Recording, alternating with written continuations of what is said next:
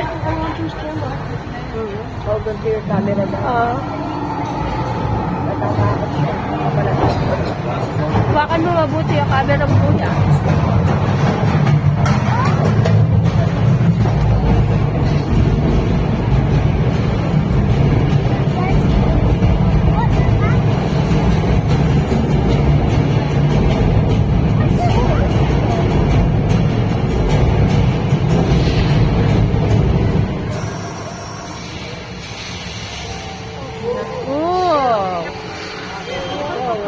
Wow.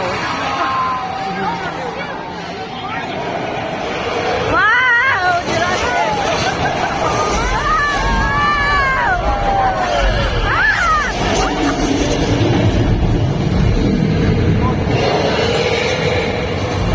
Oh, kuya, yan na. Yan na. Ay!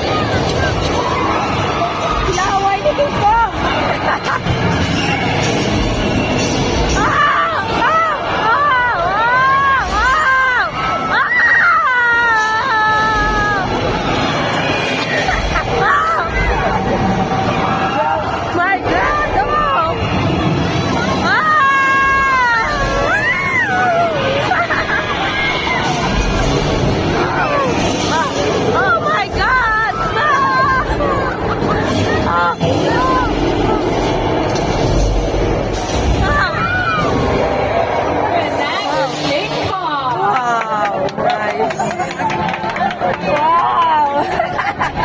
Tumatlawa yung King Kong! Wow! Diyos ko. Kung may sakit ka sa puso, di ka pwede doon. Tutuwa si Ethan mo. King Kong 360. Lalo naman the first time na ako. You know, technically we've had King Kong on his tour since 1986, so back when he went on the tour before 2008. You might remember our mechanical Stone Age vehicles made mostly of fiberglass. We even have a Ford Anglia from the second Warner Brothers Harry Potter Ferrari. film. They used over 16 versions of that car Transformers. to make that movie. We have some Jurassic Back to the vehicles, Future. including the Gyrosphere, Wow. the theme park ride from the first Jurassic World. We have a Jordan Peele Flintstones. section, which includes the Fries Man from Nope, and next to it, the Crawdaddy boat from his movie Us. And at the end, we got Harry some stunt Potter. cars from Transformers. Fast and the Bradley Furious. fighting vehicles, actually made mostly of pressed plywood, so it's lightweight. We do that a lot, modify our picture cars so we can do scenes with them like these. Aha, kuya.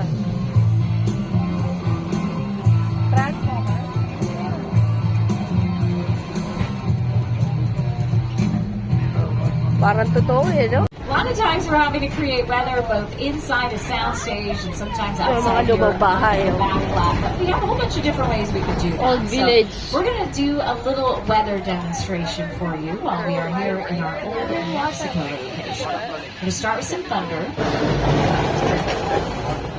And then we've added a little strobe light lightning on the back buildings to the left side here. And then we're going to layer one more thing in to kind of bring this in camera, and that's rain. Oh, yun yung rain. Nakaganyan lang ang ulan. Rain adds some tension, right? So if you're watching an action scene or a fight scene, let's say, Kaya and all of a sudden it starts paulan raining. sila. As an audience, you're more on the edge of your seat now because now it's a little bit more dangerous. Something like Jurassic Park, rain was really used to add suspense because now it's much harder for our characters to escape. The mud is rising, they're sinking in it, the T-Rex is hiding out there, they can't see him in the rain. I mean, there's all sorts of great things you can do with rain to add a suspense. Now, we have rain. Wow, God! We got too much water coming down the hill. Woo, watch out. Wow! Right for the trailer.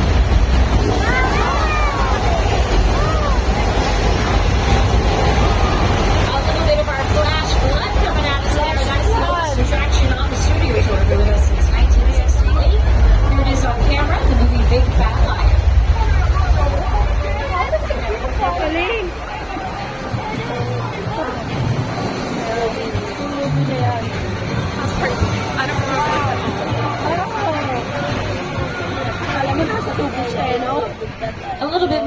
Mexico, you may have seen it in Nacho Libre with Jack Black. It was also used in Three Amigos with Steve Martin, Chevy Chase, and Martin Short many years ago. This is our western area. Nice throwback to the early days of the studio. So when we were filming out here in 1914 and 15, they say we shot an estimated 200 silent westerns. And the whole lot kind of look like this. Nowadays we have kind of one main western street. We used it in an episode of Quantum Leap last year. We also used it for Quentin Tarantino's Once Upon a Time in Hollywood with Leo DiCaprio and Brad Pitt. A lot of great scenes from that Columbia Pictures film were done here. And of course over the years, this is where big name actors like Clint Eastwood and Jimmy Stewart made names for themselves playing cowboys. Cowboy. Batang-bata pa si ano dyan.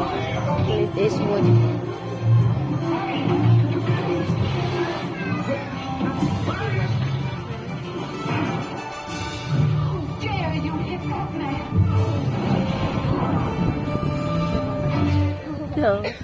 Mine hit the ground first.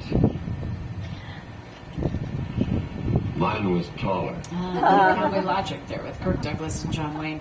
So this is where we shot things like the Virginian, Wagon Train. In the 40s, My Little Chickadee with Mae West was filmed out here. So here's what you got to worry about nowadays. Now, obviously, you got to cover up the asphalt, so you lay dirt down. This is what it looks like. That's a shot of the street that we're on your screens.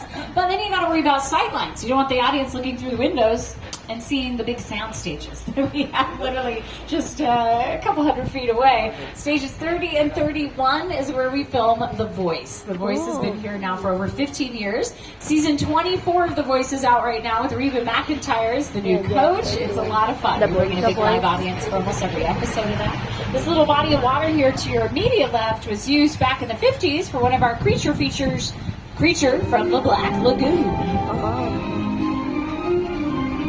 Yes, all the above water scenes were actually shot out in that little lake. Underwater scenes were done in Florida. They had two actors play the Gill Man in this movie, and they combined the footage. Released in 3D in 1954. It became a very popular monster film for us. And we know our monster movies. We've been making them since the 1920s. Started with Hunchback of Notre Dame, and that was in 1923, which means, yes, it is celebrating its 100th anniversary this year. It starred Lon Chaney. That kind of kicked it off, but Frankenstein and Dracula in the early 30s were humongous hits for us. Now, we still have a little bit of cobblestone left here on the lot. This is called Little Europe. Little Europe played Genovia, Disney's Princess Diaries, A Royal Engagement. You know, we're heading up the Princess Parade route right now. I'm waiting for the third one. Chris Pine, where are you at? And also, of course, this was Port Royale, Pirates of the Caribbean. It was used in Rodgers and Hammerstein's Cinderella with Brandy and Whitney Houston many years ago. It was also seen in The School for Good and Evil on Netflix a little more recently. And for 4 years, this was all the afterlife in the NBC show The Good Place. You, Ellen Shellstrom, are dead. Oh, cool. This location, the afterlife. Come on. I've never ever seen this. You're in the good place. I'm not supposed to be here. I can't risk going to the bad place. Maybe it's not all that bad. Little Europe. How can I help you? Is the bad place like? Well, it doesn't sound awesome. Yes, that show was awesome. It was here for 4 years. Almost every episode featured Little Europe, so it was kind of its main location. So go check it out. It is all streaming now, I believe, on Netflix. All this area now is devoted to television, kind of like our whole lot. So we use Little Europe for Quantum Leap. Bel Air uses the Gray and White House here. To your left is the Influencer House. But for decades, this was all devoted to the giant village set that was home to all these classic monsters. When you think of it, so we think of monsters. Dracula, Frankenstein, the Mummy, the Hunchback of Notre Dame, the Invisible Man. So, parang tunay na tunay pag nagpapalabas eh, no? That Frankenstein image, flathead, bolt. It's one of the great icons of the world. That to me was like the essence of the universe of horror film. And I was just mesmerized by this movie. Boris Karloff, Lon Chaney. I remember the original Universal Studios Mummy movie really scaring me. They still ring in our memories now, and we love them. Yeah, monsters are kind of part of our identity here at Universal. Obviously, we honor them every fall with Halloween Horror Nights, our live event that we're in the middle of right now. That's Wednesday through Sunday nights here at Universal. In fact, we have a maze that features Hunchback of Notre Dame, Phantom of the Opera, The Invisible Man, and Dr. Jekyll, Mr. Hyde. It's called Monsters Unmasked this year, so it's a nice kind of tribute to some of the more classic monsters. And nowadays, we work with modern horror filmmakers like Jordan Peele. Guillermo del Toro's working on a new Frankenstein with Oscar Isaac and Mia Goth. That sounds amazing. We also work with Blumhouse and James Wan with Atomic Monster. So, I mean, it's just incredible. In fact, our new movie out right now is Exorcist Believer. So we really believe in horror here at Universal. It's part of our story. So definitely, if you haven't yet, come visit us for Halloween Horror Nights. I'll let you know we're a little bit past the halfway point on the tour. Just want to remind everyone to stay seated during the entire tour. The studio is private property. If you drop your phone or just can't wait to use the restroom, pull the cord. I'll be back to assist you, but please remain seated on the tram. So we are about to turn onto Steven Spielberg Drive. This road is bad. They do have a little bit of a shark problem, so we always got to watch ourselves here in Ammit. Oh no. Uh-oh, yeah, we got a shark in the water right now. Wow. Please get out of the water. Okay. Oh, you know what? He sees our diver. Our diver's out there. It's okay. Our diver's been trained. I'm sure he knows what to do in this situation.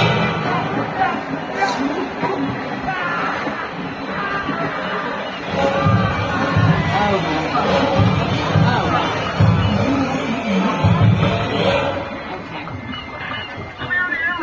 Okay. Yeah, you know what? We're going to pull forward.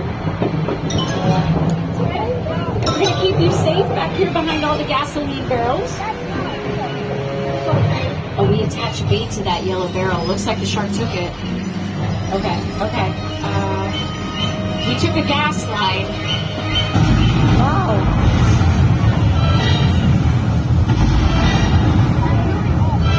Umabot dito yung init. Uh-oh. Watch out. He found us. May shark! Laki na shark! Hindi natin nakita yung shark. Up close and personal with our resident shark.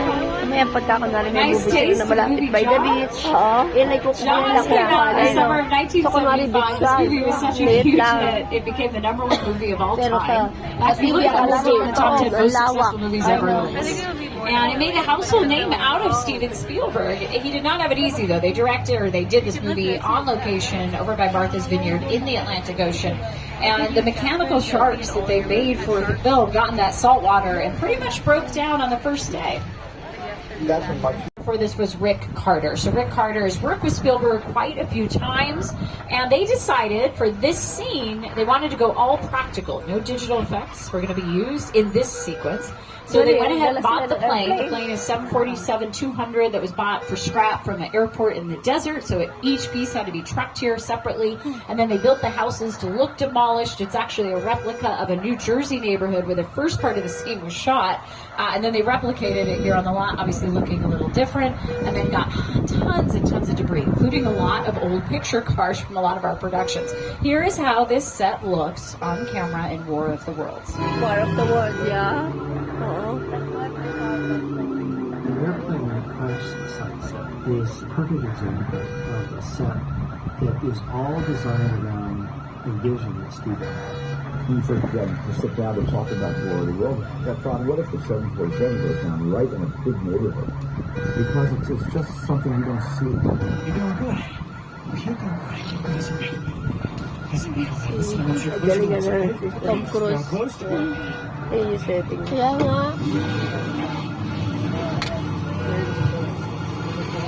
Bobby, get in. Get in.